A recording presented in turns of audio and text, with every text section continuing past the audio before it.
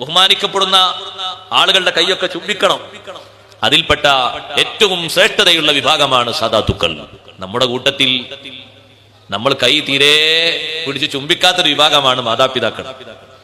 പലർക്കും അത് അറിയില്ല.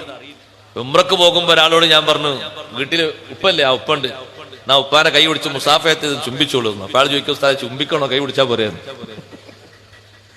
നമ്മുടെ നാട്ടിൽ പലർക്കും അതൊരു പരിചയമല്ല. സുന്നത്ത്, ഇതൊരു സുന്നത്താണ്. ബാപ്പാന്റെ കൈ പിടിച്ച് ചുംബിക്കുന്നത്, ഉമ്മാന്റെ കൈ പിടിച്ച് ചുംബിക്കുന്നത് അതവരെ ക്വാളിഫിക്കേഷൻ നോക്കിയിട്ടല്ല. എന്താണ് അതിന്റെ കാരണം?